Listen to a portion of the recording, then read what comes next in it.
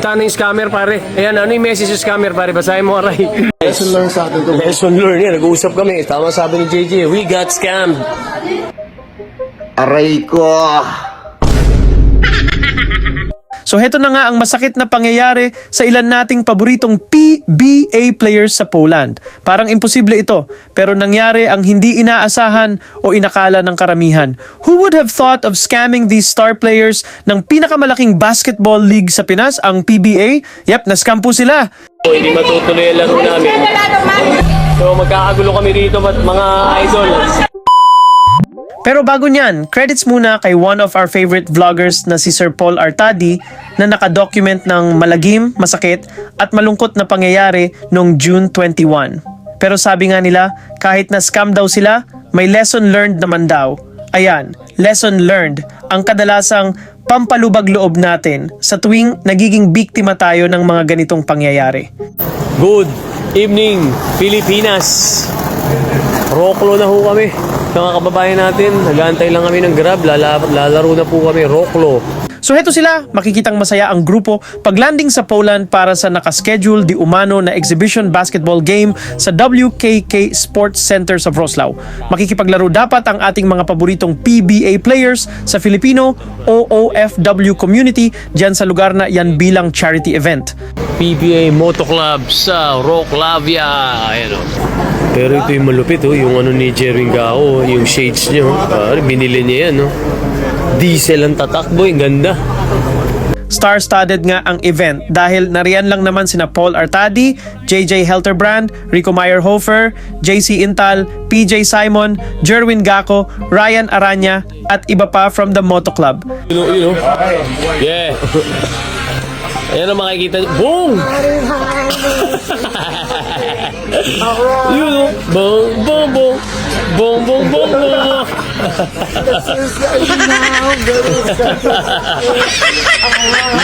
Bam, bam, bam. So ang nangyari, may Filipino organizer di umano na naka-base sa Poland na bida-bida at nag-organize ng event. Siyempre, charity event daw para mabudol ang mga manlalaro, kaya nagoyo sila.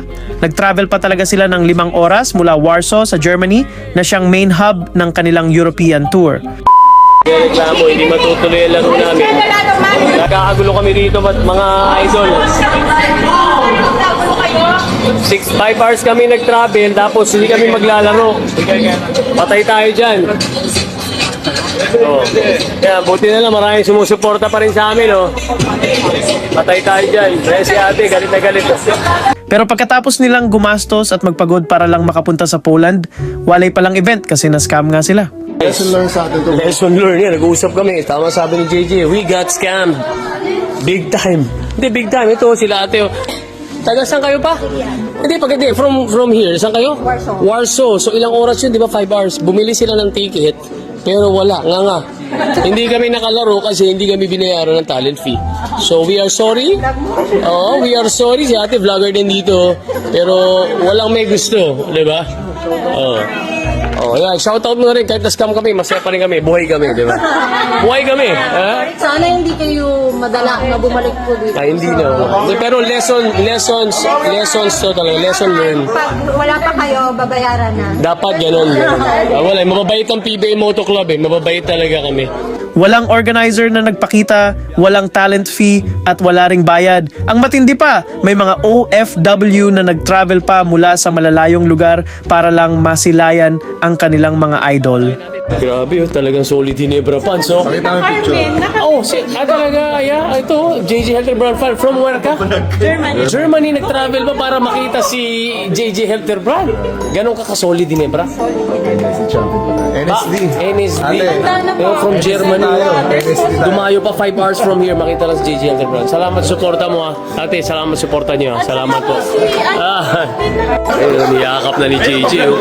Yan ang mga hindi nababayaran yung kasiyahan ng isang hindi ka huwag mahiya, isang karangalan yan. Ayaw na sa mama. Yan, JJ Helterbrand. Kaya ang tanging nasabi na lang nila, charge to experience na lang daw. Binigyan pa ni JJ Helterbrand. Baka hindi ka na makatulog, oy! Ano ba? Isang linggo na po ni JJ yan. Isang linggo. Panapan talaga.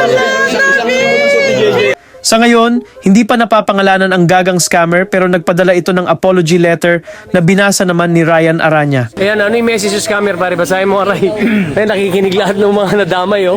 Ang sabi, Ayan, sabi. Oh, sige. inalulungkot ko. Pakita ko saglit, ha? Pakita ko saglit, ha? Oh, yung haba, oh. Sige, go. Inalulungkot ko at hinihingi ko ng tawad. Yes. At pasensya na sa lahat ng nangyari ngayong araw na to. Aray ko. Sa mga PBA Moto Club players, Mhm. Sir JJ, Paul, JC, PJ, Para siyang politiko Jerwin, mag-ano, Rico, and Ryan. At sa mga asawa nyo, Ma'am Jack, Jessa, and Grabe. Tati Erica, Oo. humihingi ako ng pasensya sa Pasensya. inyo. In fairness, umamin sa ginawang kasalanan ang scammer at humingi pa ng tawad. Humingi ko lahat ng ito, ako ang may pagkakasala. Nako, Nauna hinamin pa niya. lang, di na nagkulang si Ma'am Jack kung ano ang gagawin ko, wag kung ituloy.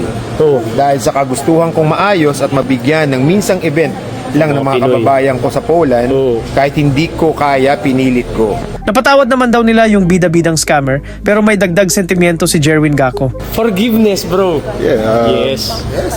Forgiveness, oh. yes, pero lesson learned. Lesson learned. Forgive, don't Forgive. forget. Don't forget. Pero it will not happen again. Kung hanapin na ganyan, tama, nakakahiya, no? Ikaw, anong sentimento mo, pare? Para Kung mapailabas sa akin, natin. sabi nga nila, ang Diyos nga nagpapatawad. Yun. Ako pa kaya. Pero ang Yun. problema kasi, Pagod, yung pagod natin dito. Oo, sinabi Sana mo. naman, bigyan niya ng importansya. Saka, siyempre, yung napag-usapan na, siyempre, yung about sa TF natin, kahit kalahati, maibigay niya. Dahil lang dito pumunta tayo dito, Kaya, 7. Ray, anong oras na rin? Alas 7 na, di ba? O, alas 7. Ang sabi naman ng mga siraulong netizen na mapagbiro, sana ng babae o nag-chicks na lang sila. Baka hindi nila alam na kasakasama nila ang kanilang gwardya, sibil nilang mga commander. Walang laro na gagawin. Kung hindi matutuloy yung laro dito, yung uniforme natin, ito, JJ Helter Brand, Ano yan? Oh. dalawang short, isang Magkano? isang shoes, 10K na Eh, lang. uy, kasama 10K. Baka sa may Manila, may bumili na yan, eh. Oo, ito kay Jason Ta. Pakita mo yung design. Ang ganda ng design. Poland edition. Yan, oh. Maganda. Poland edition, boy. So lumalabas na nag-overpromise daw talaga ang bida-bidang organizer/scammer na hindi naman niya kayang i-deliver. Bawi tayo, tol. Bawi tayo. 500 dapat to, lagi 50 pesos na lang. Abangan natin ang Japan, bro. Pero kahit papano, may mga fans na nagpaabot ng tulong at biyaya sa mga veteran players na na-scam sa Poland at taos-puso naman ang pasasalamat nila. Ikaw pala naglabas. Masaya kami. Pero, Jay, pasalamatan natin yung tumulong. Kita dyan. Pare, pasalamatan natin. Nagano sa may sumalo sa Sumalo. amin dito sa war. Ano ba to, babe? Ano? Rocklo. Hindi nga yun yung pronunciation eh. Oh, For sure pero, by now, you guys heard na hindi natuloy yung Laban. And ang dami na mga Pinoy na na-disappoint. Yes. Kasi yung iba galing pang Germany. Layo. Layo ng bulyo. 5 hours drive. So, very disappointing sa side namin tsaka sa side na ng mga Organizers. Hindi, ng mga fans. And even sa band, di ba yung band? Oo, hindi rin binayaran. So, Okay, pero ang nang-scam sa atin, Pinoy. Pinoy. Pinoy. Oo, Pinoy ba? Pinay. Pinay scammer. Eh, anong pangalan? Anong pangalan? Pero we just want to say thank you Yes. sa Mama Mango. Mama Mango, pare. Oh. Mango Mama. Oh. And what's the name of the Pinoys? Sila ate. Sila ate at sila kuya. Oh. Yeah, pero blessing alam mo, in isang problema, may blessing. Alam mo why? 4 na countries next year kakabang, pare. 4 na countries. Ano yung 4, pare? Meron tayong Sure. Leeds. Leeds, okay, Jacob. Sumunod yung Ireland. Ireland. Tapos ito, sila ate. Yes. Yung Finland. Finland, yun. Pro, ano yun? Pro. Oh, Poland. Sa Poland Poland yun. pa rin. Oh, di ba?